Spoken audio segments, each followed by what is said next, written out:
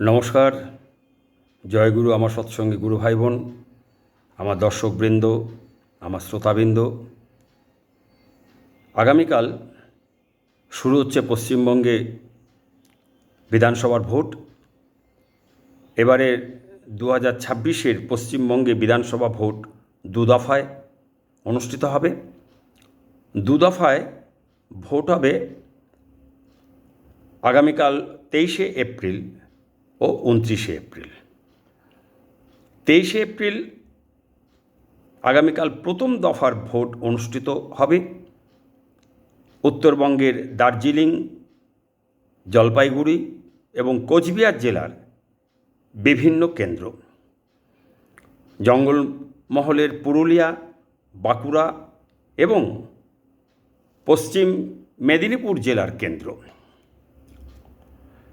বীরভূম এবং মুর্শিদাবাদের কিছু অংশেও এ দফায় ভোট নেওয়া হবে। আর 29শে এপ্রিল ভোট হবে নদিয়া, কলকাতা, উত্তর ও দক্ষিণ 24 পরগনা, হাওড়া, হুগলি ও বর্ধমান।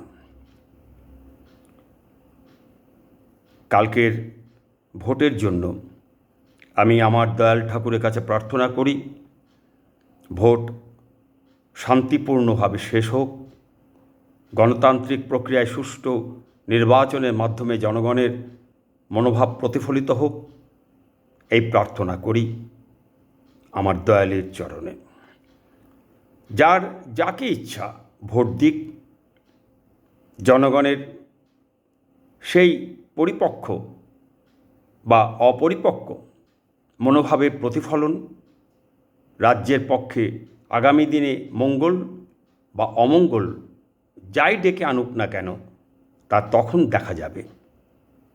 নির্বাচনের দিনগুলিতে যেন কোনো রক্তপাত না ঘটে, কোনো লোকক্ষয়, সম্পদ ক্ষয় না হয়, আগামীকাল অকাল মৃত্যুর ঘটনা কারো পরিবারে যেন না ঘটে, ঘরে ঘরে যেন আনন্দ খুশির মহল থাকে। সব সম্প্রদায়ের, সব ভাষাভাষী যারাই আমরা পশ্চিমবঙ্গে বাস করি, যাদেরই ভোটাধিকার আছে, বাংলার দু দফার ভোটে আগামীকাল 23শে এপ্রিল বৃহস্পতিবার এবং 29শে এপ্রিল বুধবার আমরা সবাই শান্তিপূর্ণভাবে মিলেমিশে ভোটাধিকার প্রয়োগ করে ইতিহাস সৃষ্টি করি। আমি ভারতীয়, আমি বাঙালি। পশ্চিমবাংলা ভারতের অঙ্গরাজ্য, তাই পশ্চিমবাংলা যেমন বাঙালিদের, ঠিক তেমনি একই সঙ্গে ভারতীয়দের। ভোট দেওয়া প্রসঙ্গে শ্রী ঠাকুর অনুকূলচন্দ্র কী বলেছিলেন আসুন একটু জেনে নিই।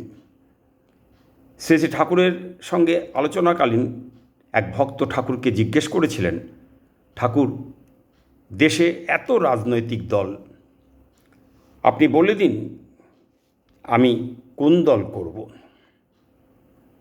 তখন শ্রী ঠাকুর বলেছিলেন, যে দলই করো না কেন, কোন্দল করো না মণি, কোন্দল করো না। আর একবার শ্রী নন্দদুলাল চক্রবর্তী নামে এক গুরুভাই শ্রী ঠাকুরকে জিজ্ঞেস করেছিলেন, ঠাকুর, ভোটার হয়েছি তো কাকে ভোট দেব? শ্রী ঠাকুর বলেছিলেন, ভালো মানুষকে দিবি। নন্দদুলালদা আবার জিজ্ঞেস করেছিলেন, ভালো মানুষ চিনব কী করে? শ্রী ঠাকুর তখন বললেন, শোন, ভালো মানুষের কয়েকটি লক্ষণ আছে।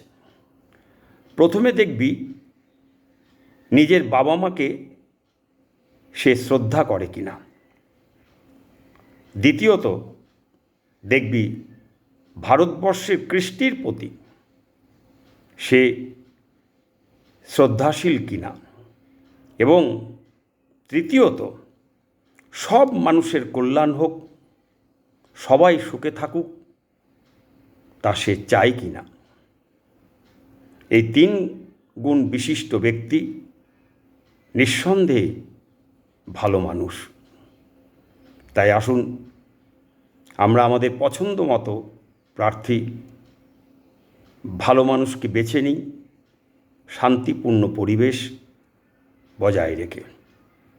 নমস্কার, জয় গুরু।